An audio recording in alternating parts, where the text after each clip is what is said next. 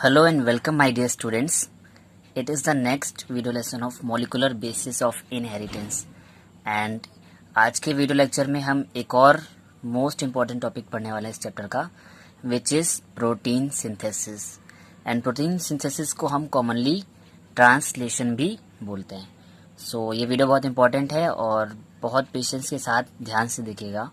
अगर आपको बीच में अगर प्रॉब्लम हो तो आप इस वीडियो को रिवाइंड करके भी देख सकते हैं क्योंकि कॉम्प्लेक्स टॉपिक है तो मे भी हो सकता है आपको थोड़ी सी प्रॉब्लम आए, बट मैंने पूरी कोशिश की है, आपको मैं बहुत बेटर वे में एक्सप्लेन करूँगा।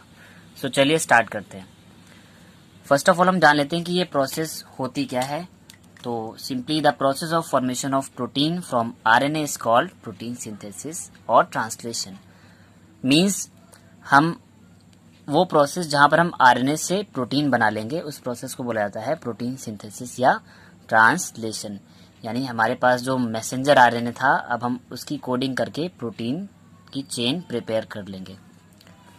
अब अगर हम प्रोटीन सिंथेसिस की प्रोसेस की बात करें तो यहाँ पे भी कुछ स्टेप आएंगे, तो उन स्टेप को देख लेते हैं। जो पहला स्टेप है एक्टिवेशन ऑफ अमीनो एसिड्स, यानी कि हमारे पास जो अमीनो एसिड हैं साइटोप्लाज्म में उनको सबसे पहले हम एक्टिवेट करेंगे। देन अगला स्टेप है charging of tRNA. Charging of tRNA में क्या होगा, इन एक्टिवेटेड अमीनो एसिड को टीआरएनए के साथ बाइंड कर देंगे और वो टीआरएनए हो जाएगा चार्ज्ड, मीन्स कि वो अब कोडिंग के लिए रेडी है। और लास्ट स्टेप होगा ट्रांसलेशन, जहां पर हम 1 बाय 1 एमआरएनए के थ्रू अलग अलग अमीनो एसिड को कोड करते रहेंगे और हमारी प्रोटीन की लॉन्ग चेन प्रिपेयर होती रहेगी। सो चलिए फर्स्ट स्टेप पर आते हैं, एक्टिवेशन ऑफ अमीनो एसिड। तो अमीनो एसिड को एक्टिवेट करने के लिए सिंपली क्या करेंगे, हमारा जो अमीनो एसिड है वो एटीपी से रिएक्शन करेगा। मींस अमीनो एसिड को हम एटीपी देंगे, एनर्जी देंगे और बन जाएगा amino acyl AMP enzyme complex और साथ में फॉस्फेट निकल जाएंगे। क्योंकि जब हम अमीनो एसिड के साथ एटीपी यूज करेंगे यानी कि एडेनोसिन ट्राइफॉस्फेट आएगा। अब जो हमारा कॉम्प्लेक्स बना है वो बना है एएमपी एंजाइम कॉम्प्लेक्स, मीन्स जो अमीनो एसिड है उसके साथ आया है एडिनोसिन मोनोफॉस्फेट और हमने यूज किया था ट्राइफॉस्फेट, यानी कि बचे हुए जो 2 फॉस्फेट हैं वो अलग निकल जाएंगे। तो सबसे पहले हम अमीनो एसिड को एक्टिवेट करने के लिए उसमें एटीपी ऐड करेंगे और बन जाएगा amino acid AMP amino acyl AMP enzyme complex. So adenosine monophosphate amino acid के साथ जुड़कर amino acyl AMP enzyme complex बनाएगा और 2 फॉस्फेट ग्रुप हमारे एटीपी वाले रिलीज हो जाएंगे। और इस प्रोसेस में हमारा जो एंजाइम यूज होगा वो है अमीनो एसाइल टीआरएनए सिंथेटेज।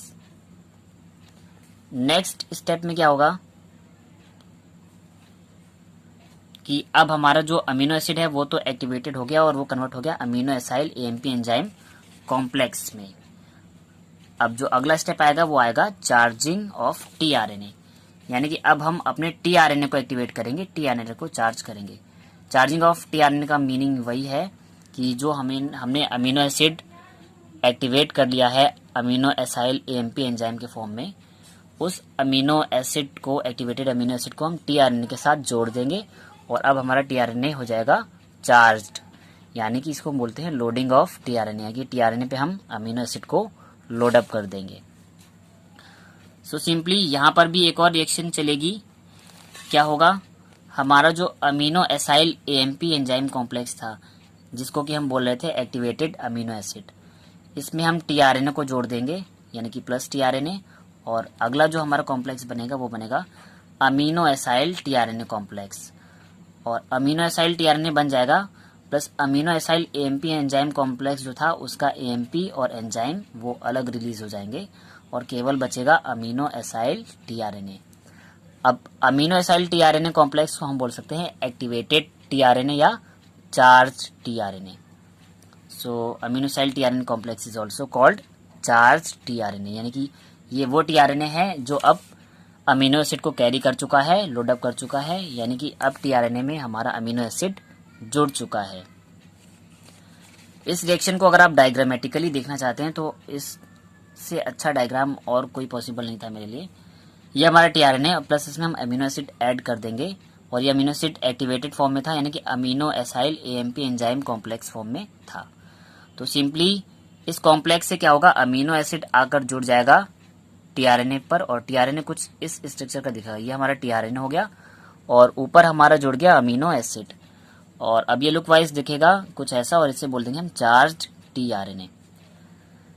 अब एएमपी और एंजाइम जो इस कॉम्प्लेक्स का पार्ट थे वो अलग हो जाएंगे, मींस एएमपी अलग रिलीज हो जाएगा और एंजाइम अलग रिलीज हो जाएंगे। सो आई होप आपको चार्जिंग ऑफ टीआरएनए समझ आ गई होगी और एक्टिवेशन ऑफ अमीनो एसिड भी समझ आ गया होगा। सिंपली हमने अमीनो एसिड को एटीपी देकर amino acyl AMP enzyme complex बनाया और 2 फॉस्फेट रिलीज कर दिए। सेकेंड स्टेप में हमने उसी activated amino acyl AMP enzyme complex को टीआरएनए के साथ जोड़कर एक चार्ज्ड टीआरएनए बना दिया, या लोडेड टीआरएनए, जिसपे कि अमीनो एसिड जुड़ चुका है और जो कॉम्प्लेक्स के एएमपी और एंजाइम थे वो अलग रिलीज हो गए। अब हमारे पास चार्ज टीआरएनए है, तो हमारे साइटोप्लाज्म में अलग अलग चार्ज टीआरएनए होंगे और ये 1 बाय 1 आएंगे और अमीनो एसिड के लिए कोडिंग स्टार्ट करेंगे। सो अब हमारा जो मेन स्टेप है वो है ट्रांसलेशन। ट्रांसलेशन का मतलब होता है अब हमारे जो टीआरएनए है, इन टीआरएनए पे जो अलग अलग अमीनो एसिड हैं इनको हम एमआरएनए के कोडोन से कोड करेंगे, मींस ट्रांसलेट करेंगे। और ट्रांसलेट करने पर क्या होगा, जो टीआरएनए है, टीआरएनए पर होते हैं एंटी कोडोन और एमआरएनए पर होते हैं कोडोन। तो एमआरएनए की कोडोन जो है वो टीआरएनए के एंटी कोडोन को रिकॉग्नाइज करेंगे और फिर टीआरएनए अलग अलग अमीनो एसिड को 1 बाय 1 अटैच करता चला जाएगा और इस तरह से ट्रांसलेट होकर अमीनो एसिड में जो भी कोडोन होंगे उन कोडोन के अकॉर्डिंग जो भी पॉसिबल अमीनो एसिड जोड़ने होंगे वो अमीनो एसिड 1 बाय 1 जुड़ते रहेंगे। क्योंकि हमें पता था, हमने जब जेनेटिक्स में मैंने आपको जब जेनेटिक कोड पढ़ाया था तो मैंने यही बताया था कि जो अलग अलग कोडोन्स होते हैं वो अलग अलग अमीनो एसिड को कोड करते हैं। तो हमारा जो एमआरएनए है, एमआरएनए में जितनी भी अलग अलग कोडोन्स होंगे वो अलग अलग अमीनो एसिड को कोड करेंगे और उन अमीनो एसिड को कौन कैरी कर ले आएगा, टीआरएनए। तो टीआरएनए पर आने वाले अमीनो एसिड को एमआरएनए कोड करता जाएगा और अमीनो एसिड की एक लंबी चेन बनती चली जाएगी जिसे बोलेंगे प्रोटीन। तो इसी कंप्लीट प्रोसेस को हम बोलते हैं ट्रांसलेशन। और ट्रांसलेशन की प्रोसेस में हमारे 3 मेन स्टेप होते हैं, एक तो इनिशिएशन, दूसरा elongation and the last one is termination. Initiation का मतलब है कि पहले तो हम प्रोसेस को स्टार्ट करा दें, मीन्स हम एक पूरा का पूरा हम एक मशीनरी प्रिपेयर कर लें जहां पर हमारा ट्रांसलेशन की प्रोसेस रन करेगी। इसके बाद एलोंगेशन का मतलब है कि एक बार जब इनिशिएशन हो गया अब हम एक लंबी सी पॉलीपेप्टाइड चेन बनाते चले जाएंगे, यानी कि एक लॉन्ग चेन बनाएंगे अमीनो एसिड की, तो उस प्रोसेस को बोलेंगे एलोंगेशन। लास्ट में टर्मिनेशन में क्या होगा, टर्मिनेशन का मतलब है कि इलोंगेशन लगातार तो चलेगा नहीं, कहीं ना कहीं जाकर रुकेगा, तो जहां पर जाकर ये प्रोसेस रुक जाएगी उसे बोलेंगे टर्मिनेशन। सो चलिए अब 1 बाय 1 हम लास्ट स्टेप को फॉलो करते हैं, means initiation, elongation and termination. तो बात कर लेते हैं इनिशिएशन की। इनिशिएशन में क्या होता है, simply the process of initiation involve 30S and 50S subunit of ribosome plus GTP यानी कि ग्वानिन ट्राइफॉस्फेट और Mg++ ion charge tRNA, mRNA और कुछ इनिशिएशन फैक्टर्स की भी रिक्वायरमेंट होती है। अब हमने अगर प्रोटीन सिंथेसिस की बात की है तो प्रोटीन सिंथेसिस कराने के लिए एक बेस चाहिए, एक साइट चाहिए। वो साइट कौन प्रोवाइड करता है, हमारा राइबोसोम। अब अगर हमारा राइबोसोम प्रोकैरियोटिक है तो वो 70S टाइप का होगा और 70S की 2 सब यूनिट होती हैं, बड़ी वाली 50S और छोटी वाली 30S। तो मैंने यहाँ पे 50 और 30S का एग्जांपल दिया है।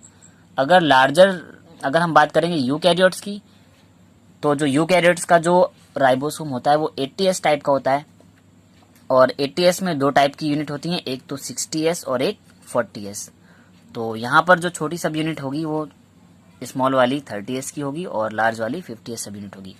तो हमको साइड के लिए 2 राइबोसोम की सब यूनिट चाहिए, बड़ी और छोटी। ग्वानिन ट्राइफॉस्फेट यानी कि जीटीपी और Mg2+, ये यूज होंगे एनर्जी के लिए, यानी कि कुछ एनर्जी भी चाहिए होगी इस प्रोसेस को कराने के लिए। और चार्ज टीआरएनए का मतलब है ऐसा टीआरएनए जो अमीनो एसिड के साथ जुड़ा हुआ है, क्योंकि हमें इस प्रोसेस में मेन क्या करना है, हमको अमीनो एसिड को बाइंड अप करना है ना, तो अमीनो एसिड बाइंड करने के लिए टीआरएनए ऐसा होना चाहिए जिसके पास अमीनो एसिड हो। तो हमारा जो चार्ज टीआरएनए है वो ऑलरेडी लोडेड है अमीनो एसिड से। और एमआरएनए की रिक्वायरमेंट इसलिए क्योंकि एमआरएनए में डीएनए का जेनेटिक मैसेज है और वो मैसेज किसके फॉर्म में है, कोडॉन के फॉर्म में। तो एमआरएनए में के अंदर जो कोडॉन्स होंगे, एमआरएनए के वही कोडॉन्स टीआरएनए के एंटी कोडॉन को कोड करेंगे और टीआरएनए के अमीनो एसिड को बाइंड अप कर लेंगे। अब कुछ इनिशिएशन फैक्टर होते हैं, यानी कि इस प्रोसेस को कराने के लिए कुछ फैक्टर लगते हैं, कुछ प्रोटीन्स लगते हैं जिन्हें बोलते हैं इनिशिएशन फैक्टर। तो प्रोकैरियोट में कॉमनली 3 इनिशिएशन फैक्टर देखे गए, इनिशिएशन फैक्टर 1, फैक्टर 2 और फैक्टर 3। इन्हें हम IF1, IF2 और IF3 भी बोल सकते हैं। अब पहला स्टेप क्या है, the 30S subunit of ribosome binds with mRNA and forms 30S mRNA complex. तो फर्स्ट ऑफ ऑल हमने जो पहला, हमारे पास राइबोसोम की 2 सब यूनिट है, एक तो 30S और 50S। हमने छोटी सब यूनिट ले ली 30S वाली और इसको mRNA के साथ बाइंड करा दिया और बन गया 30S mRNA कॉम्प्लेक्स। और यहाँ पर क्या क्या यूज हुआ, हमारे मैग्नीशियम आयन यूज हो गए और इनिशिएशन फैक्टर 3 का भी यूज हुआ इस रिएक्शन को कराने में। तो इस रिएक्शन को अगर हम डायग्रामेटिकली देखें तो देखिए ये पिंक कलर से हमारी 30S सब यूनिट है राइबोसोम की, प्लस ये देखिए 5' to 3' डायरेक्शन में mRNA चेन है। मैंने 5' to 3' स्टैंड इसलिए लिया है, ये सारी की सारी प्रोसेस चाहे डीएनए का रेप्लिकेशन हो, चाहे प्रोटीन सिंथेसिस हो, चाहे ट्रांसक्रिप्शन हो, जो कोडिंग है वो हमेशा 5' to 3' डायरेक्शन में ही होगी। तो ये हमारा mRNA और 30S स्मॉल सब यूनिट ऑफ राइबोसोम ये दोनों जुड़ जाएंगे और कुछ स्ट्रक्चर ऐसा देखने को मिलेगा, मींस राइबोसोम के बेस पर आ गया mRNA और एक कंप्लीट स्ट्रक्चर बना जिसको हमने बोला 30S mRNA कॉम्प्लेक्स। तो ये था हमारा फर्स्ट स्टेप इनिशिएशन का। अब आते हैं नेक्स्ट स्टेप में। अब क्या होने वाला है देख लीजिए, this 30S mRNA complex bind with formyl methionyl tRNA complex, जिसको कि हम बोलते हैं टीआरएनए एफमेट। अब ये वर्ड आप पहली बार सुन रहे हैं, फॉर्मिल मेथियोनिन टीआरएनए कॉम्प्लेक्स। जो हमने चार्ज टीआरएनए बनाया था, यानी कि ऐसा टीआरएनए जिस पर अमीनो एसिड आ चुका था, लोड हो चुका था, उसे हम बोल रहे थे चार्ज टीआरएनए। और जो वो टीआरएनए था, उस टीआरएनए में हम जो पहला अमीनो एसिड लाएंगे वो कौन सा होना चाहिए, वो होना चाहिए मेट से मेथियोनिन। यानी कि हमारे पास जो पहला टीआरएनए आएगा वो आएगा मेथियोनिन अमीनो एसिड को लेकर। क्यों? क्योंकि मेथियोनिन को कोड करता है AUG कोडॉन और AUG कोडॉन को बोलते हैं स्टार्ट कोडॉन। यानी कि हमारा जो पहला अमीनो एसिड जो आएगा वो आएगा मेथियोनिन, क्योंकि प्रोटीन सिंथेसिस की या ट्रांसलेशन की प्रोसेस को स्टार्ट करने के लिए हमको चाहिए स्टार्ट कोडॉन। और जेनेटिक कोड में मैंने बताया था केवल एक ही स्टार्ट कोडॉन होता है हमारे पास, AUG, और वो कोड करता है मेथियोनिन को। तो सबसे पहला जो चार्ज टीआरएनए आएगा वो कौन सा आएगा, फॉर्मिल मेथियोनिन टीआरएनए, या जिसको बोलते हैं टीआरएनए एफमेट, क्योंकि ये आएगा मेथियोनिन को लेकर और मेथियोनिन हमारे स्टार्ट कोडॉन AUG के साथ बाइंड कर जाएगा।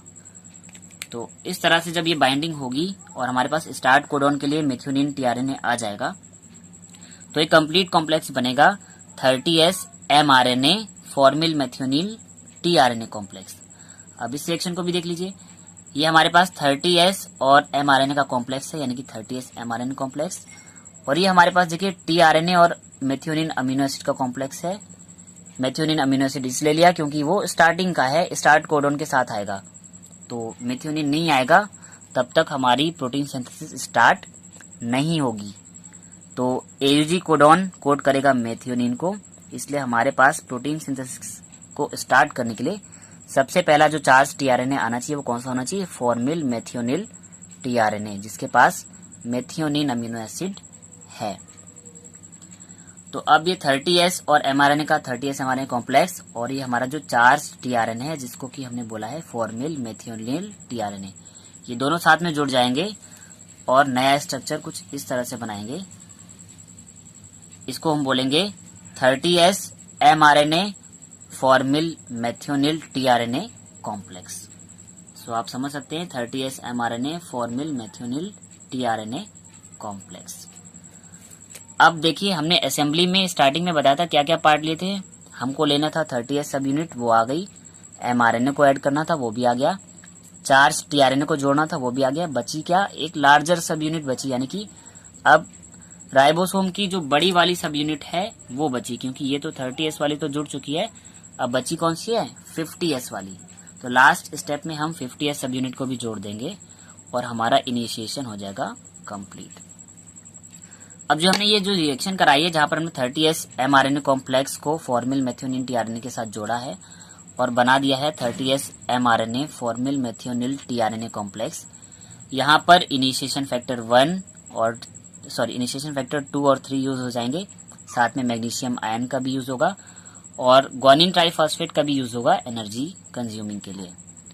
तो इस तरह से हमारे पास एक कंप्लीट कॉम्प्लेक्स बन जाएगा, जिसमें कि 30s राइबोसोम है, mRNA है और चार्ज्ड tRNA है। अब लास्ट स्टेप में हम बड़ी सब यूनिट को यानी कि 50s सब यूनिट को जोड़ देंगे और इनिशिएशन कंप्लीट हो जाएगा। सो नाउ 50s सब यूनिट यानी कि larger subunit of ribosome binds with 30s mRNA formyl methionyl tRNA complex, यानी कि जो अभी हमने ये जो लेटेस्ट कॉम्प्लेक्स बनाया है, इसमें हम 50s सब यूनिट को और जोड़ देंगे और कंप्लीट इनिशिएशन बन जाएगा। अब देखिए अगले स्टेप में क्या होना है। तो अगले स्टेप में हमको कुछ ऐसा स्ट्रक्चर देखने को मिलेगा जिसे हम बोलेंगे इनिशिएशन कॉम्प्लेक्स। ध्यान से देखिएगा, mRNA है हमारे पास, 30s सब यूनिट है, tRNA भी आ चुका है जो कि चार्ज है, जो कि पहले अमीनो एसिड मेथियोनिन को लेकर आया था।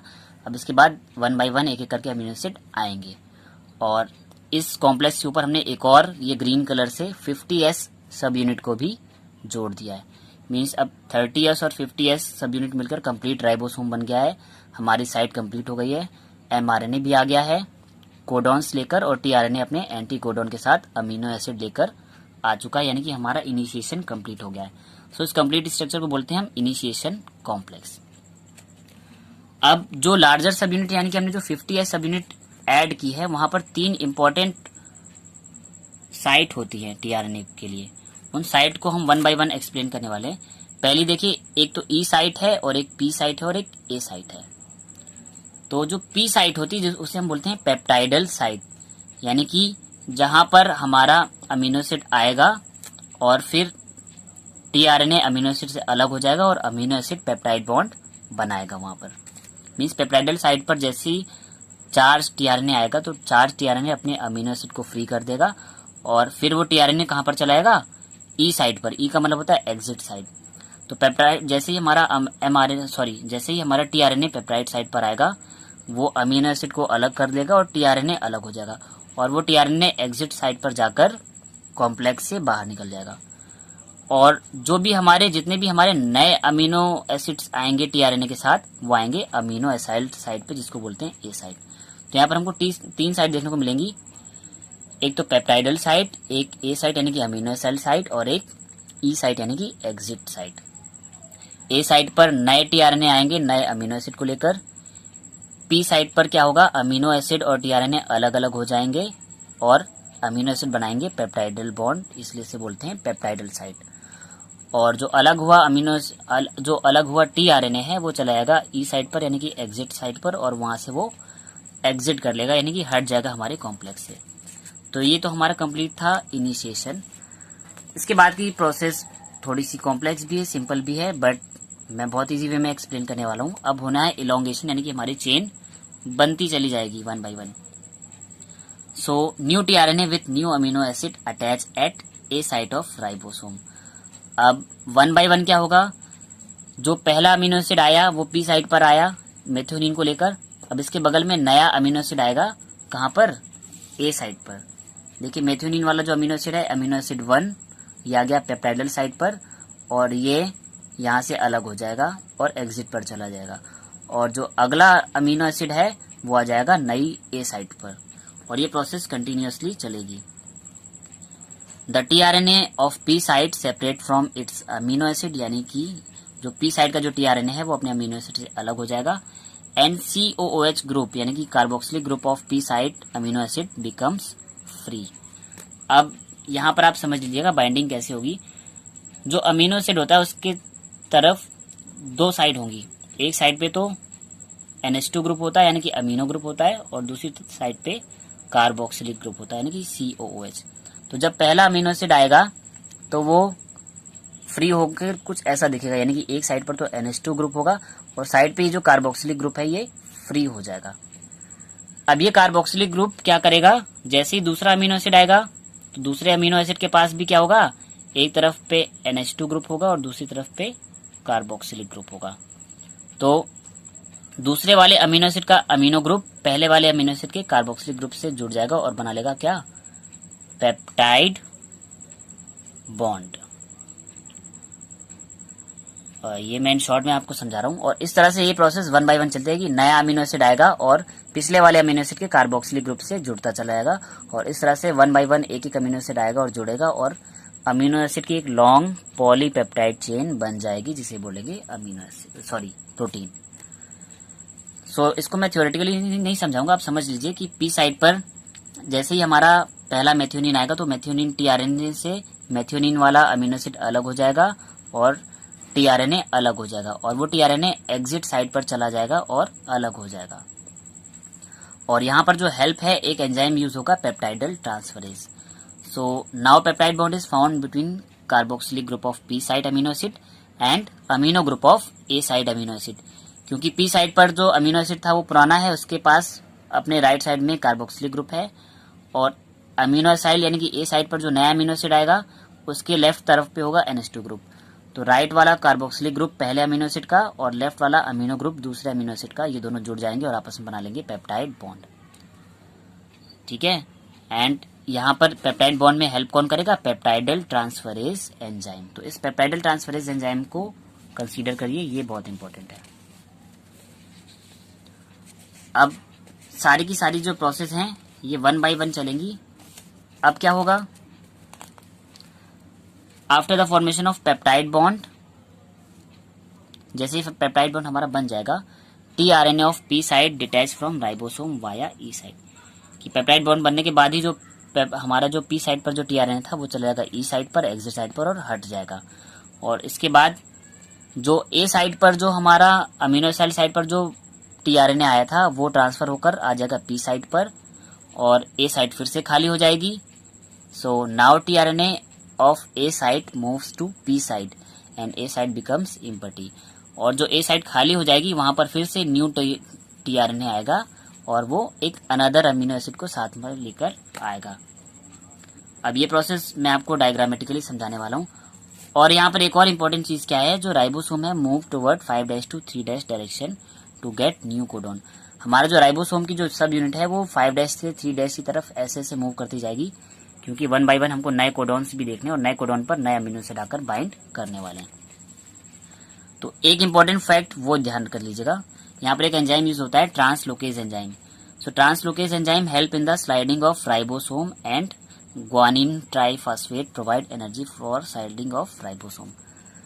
अब 1 बाय 1 नए अमीनो एसिड आएंगे और नए अमीनो एसिड को राइबोसोम एक्सेप्ट करेगा, और एक्सेप्ट करने के लिए राइबोसोम को 5' to 3' की तरफ खिसकना पड़ेगा, स्लाइड करना पड़ेगा। और इस स्लाइडिंग के लिए चाहिए होगी एनर्जी देगा ग्वानिन ट्राइफॉस्फेट, और साथ में एंजाइम यूज होगा ट्रांसलोकेज एंजाइम, जो हमारे राइबोसोम को यानी कि 30th और 50th सब यूनिट को एक जगह से दूसरी जगह तक ट्रांसलोकेट करेगा। और यही प्रोसेस जो है इलोंगेशन की तब तक चलती रहेगी, यानी कि हर बार ए साइड पर एक नया अमीनो एसिड आएगा टीआरएनए के साथ, और फिर वो ए साइड से मूव करके जाएगा पी साइड पर, और जैसे ही वो पी साइड पर जाएगा तो पी साइड पर अमीनो एसिड टीआरएनए से अलग हो जाएगा, और जो पिछला अमीनो एसिड था उसके साथ वो जुड़ जाएगा, और फिर वो जो अलग हुआ टीआरएनए है वो एग्जिट साइड से निकल जाएगा। अब जो ए साइड पे जो नया अमीनो एसिड आया था वो ट्रांसफर होके पी साइड पर आ जाएगा और ए साइड खाली हो जाएगी, और खाली साइड पर फिर से एक नया टीआरएनए आएगा। तो और ये प्रोसेस जो है लगातार चलती रहेगी जब तक कि हमें क्या ना मिल जाए, स्टॉप कोडॉन। और हमने बताए थे जेनेटिक कोड के टाइम पे आपको 3 स्टॉप कोडॉन होते हैं, UAA, UAG और UGA, जिनको हम ओकर, अंबर और ओपल भी बोलते हैं। ये 3 स्टॉप कोडॉन में से कोई भी एक स्टॉप कोडॉन मिल जाएगा, वहीं से हमारी प्रोटीन सिंथेसिस की प्रोसेस टर्मिनेट हो जाएगी, रुक जाएगी। इसीलिए हम लास्ट स्टेप को बोलेंगे टर्मिनेशन। तो अब आप डायग्रामेटिकली देखिए और आपको मैं फिर से एक्सप्लेन करता हूँ डिटेल में। देखिए ये हमारी है 30s सब यूनिट, ये हमारी 50s सब यूनिट। ये मान लीजिए हमारा पहला अमीनो एसिड आया था, और पहला अमीनो एसिड किसको लेकर आया था? मेथियोनिन को। मेथियोनिन को क्यों लाया था? क्योंकि हमको प्रोटीन सिंथेसिस स्टार्ट करने के लिए कौन सा कोडॉन चाहिए था? एयूजी कोडॉन, और एयूजी कोडॉन ने कोड किया था मेथियोनिन को। मेथियोनिन जैसे ही अलग हुआ तो यहाँ पर मेथियोनिन का कार्बोक्सिलिक ग्रुप होगा, इस जगह पर होगा मेथियोनिन का कार्बोक्सिलिक ग्रुप, और इस वाले का होगा अमीनो ग्रुप, और इस कार्बोक्सिलिक और अमीनो ग्रुप के बीच में बन जाएगा पेप्टाइड बॉन्ड, और ये पहला वाला अमीनो एसिड दूसरा वाला अमीनो एसिड से जुड़ जाएगा। तो अब मेथियोनिन जैसे ही पी साइड पर आया था तो मेथियोनिन वाला जो टीआरएनए है वो पी साइड पर अमीनो एसिड को अलग कर दिया था, यानी कि अमीनो एसिड अलग हो गया था और हमारा टीआरएनए अलग हो गया था। वो टीआरएनए मूव करके कहाँ चला गया था? एग्जिट साइड पर, और वहां से निकल गया था। निकलने के बाद अगले कोडॉन का नंबर आया था। अब जो अगली साइड है वो ए साइड बन गई। अब इस ए साइड पर नया अमीनो एसिड आया और वो नए टीआरएनए के साथ आया, यानी कि नया टीआरएनए नए अमीनो एसिड को लेकर आया। अब जैसे ही नया अमीनो एसिड आया नए टीआरएनए के साथ, वो फिर से ए साइड से कहाँ चला जाएगा? पी साइड पर, यानी कि अब ये हमारा राइबोसोम इधर से इधर की तरफ मूव करेगा, और ए साइड जो पुरानी वाली ए साइड है वो पी साइड बन जाएगी, फिर नया ए साइड बनेगा, फिर यहाँ पर पी साइड बन जाएगी, फिर यहाँ पर ए साइड बन जाएगी, फिर यहाँ पर पी साइड, और फिर यहाँ पर ए साइड। तो इस तरह से राइबोसोम जैसे जैसे मूव करता जाएगा तो हमारी जो ए साइड है वो पी साइड में कन्वर्ट होती चली जाएगी। तो ए साइड पर जो अमीनो एसिड आया वो अगले अमीनो एसिड के आने के लिए क्या करेगा? ये खुद को मूव करा देगा पी साइड पर, और जैसे ही पी साइड पर जाएगा तो पी साइड पर जाते ही क्या होगा? पेप्टाइडल ट्रांसफरेज एंजाइम एक्टिव हो जाएगा, और वो इस हमारे टीआरएनए को अमीनो एसिड से अलग कर देगा। देखिए नेक्स्ट डायग्राम में इस तरह से पहला हमने अमीनो एसिड कोड कर लिया एयूजी कोडॉन से, क्योंकि वो स्टार्टिंग कोडॉन था और पहला अमीनो एसिड चाहिए था हमको मेथियोनिन। ओके, देन हमारा राइबोसोम देखिए अब इस कोडॉन से अगले कोडॉन की तरफ मूव कर गया, यानी कि पहले यहाँ पर पी साइड थी, अब पी साइड यहाँ पर चली गई, और जो ए साइड थी वो ए साइड कन्वर्ट हो गई पी साइड में, और नई साइड बन गई जिससे बोल गया नई ए साइड। यानी कि अब जो नए कोडॉन के लिए हम जो मूव करे हैं राइबोसोम को लेकर, तो यहाँ पर जो नया कोडॉन है वो नई ए साइड बनाएगा। तो जैसे ही पी साइड पे हमारा एयूजी कोडॉन वाला टीआरएनए आया था वो एग्जिट साइड से निकल गया था, और फिर इस अमीनो एसिड के बीच में बॉन्डिंग हो गई थी। अब ऐसे ही जो नया अमीनो एसिड दूसरा वाला आया था वो जैसे ही ए साइड से मूव करके कहाँ पर आया? पी साइड पर। तो पी साइड पर आएगा तो पेप्टाइडल ट्रांसफरेज एंजाइम क्या करेगा? देखिए यहाँ पर ये दोनों सेपरेट होगा, यानी कि अमीनो हमारा जो टीआरएनए है वो अमीनो एसिड से अलग हो गया पी साइड पर आते ही, और जैसे ये टीआरएनए अलग होगा अब ये जाएगा ई साइड पे और यहाँ से बाहर निकल जाएगा, और जो अमीनो एसिड आएगा दूसरा वाला जो कि हमारे इस टीआरएनए से अलग हुआ है, ये पिछले वाले के साथ बॉन्ड बना लेगा, और पहला और दूसरा अमीनो एसिड इस तरह से जुड़ गया और बन गया पेप्टाइड बॉन्ड इन दोनों के बीच में। ठीक है, अब जैसे ही पी साइड खाली हुई तो जो अगला वाला जो अमीनो एसिड आया था जो कि थर्ड अमीनो एसिड था जो कि ए साइड पर आया था, ये मूव करके कहाँ पर आ जाएगा? पी साइड पर, और ये पी साइड पर आ जाएगा, यानी कि अब ये वाली जो साइड है ये कन्वर्ट हो जाएगी पी साइड में। अब हमारा राइबोसोम मूव होकर इस वाली पोजीशन पर आ जाएगा, और यहाँ पर एक नई साइड बनेगी जिसको बोल देंगे नई ए साइड, और जो पुरानी वाली जो ए साइड थी जहाँ पर अमीनो एसिड था ये ए साइड कन्वर्ट हो जाएगी पी साइड में।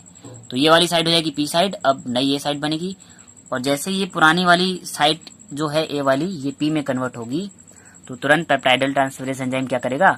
इस ट्रांसफर आरएनए को थर्ड वाले अमीनो एसिड से अलग कर देगा, और अलग कर देगा तो उस पी साइड के ठीक बगल में होगी ई साइड, तो ई साइड से हमारा टीआरएनए अलग हो जाएगा, और जो थर्ड अमीनो एसिड है वो सेकंड वाले अमीनो एसिड के साथ पेप्टाइड बॉन्ड बनाकर जुड़ जाएगा, और यही प्रोसेस कंटिन्यू चलती रहेगी, यानी कि बार बार ए साइड पर एक नया एंजाइम नया टीआरएनए आएगा नए अमीनो एसिड को लेकर, और फिर वो ए साइड कन्वर्ट हो जाएगी पी साइड में, और पी साइड में कन्वर्ट होते ही टीआरएनए अलग हो जाएगा और अमीनो एसिड पेप्टाइड बॉन्ड के थ्रू जुड़ जाएगा, और जैसे ही ए साइड पी में कन्वर्ट होगी तो नई ए साइड बनेगी, यानी कि राइबोसोम आगे की तरफ मूव करेगा अगले कोडॉन की तरफ और नई ए साइड बना लेगा।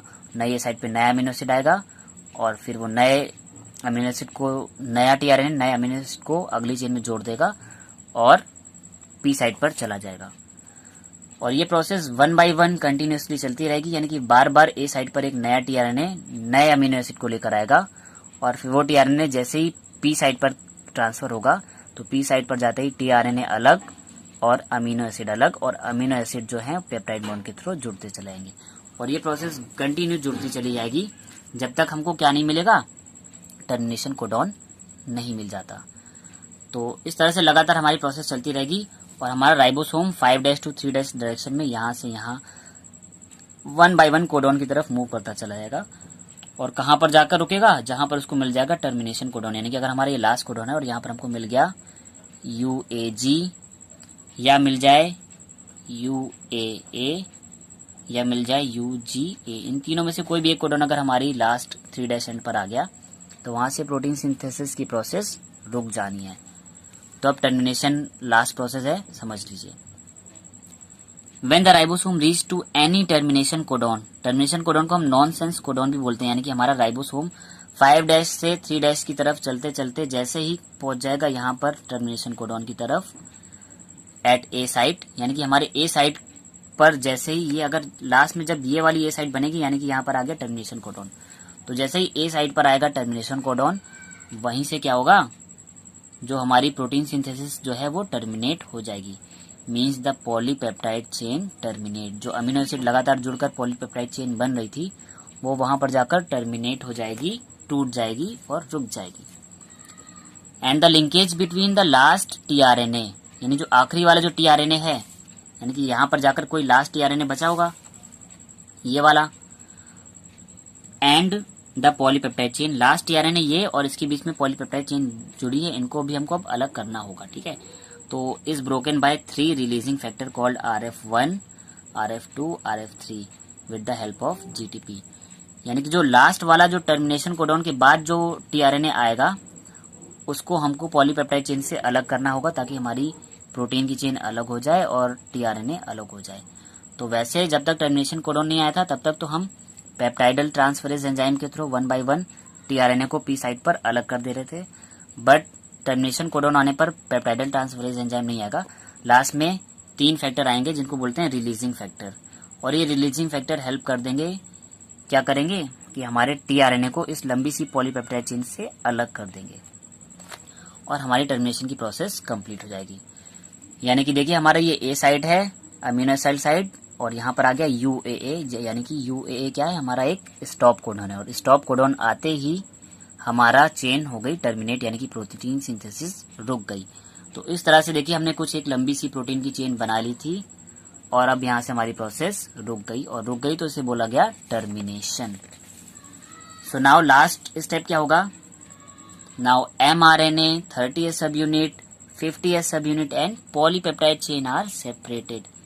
क्योंकि हमने स्टार्टिंग में जब इनिशिएशन कॉम्प्लेक्स बनाया था तो हमने 30S 50S सब यूनिट को, mRNA को और टीआरएनए को, चार्ज टीआरएनए को जोड़ दिया था। अब जब हमारे प्रोटीन सिंथेसिस की प्रोसेस रुक गई है, टर्मिनेट हो गई है, यानी कि अब इन सब चीजों की जरूरत नहीं है, तो ये सारी की सारी असेंबली वापस अलग हो जाएगी। ये देखिए हमारे amino acid 1 2 3 4 5 6 and so on, आगे लंबी सी चेन होगी, तो सारे के सारे अमीनो एसिड जुड़कर एक पॉलीपेप्टाइड चेन बना लिए हैं, और प्रोटीन की इसी पॉलीपेप्टाइड, मतलब अमीनो एसिड की इसी पॉलीपेप्टाइड चेन को हम क्या बोल देंगे, प्रोटीन। यानी कि हमारा प्रोटीन बन चुका है, ट्रांसलेशन कंप्लीट हो चुका है।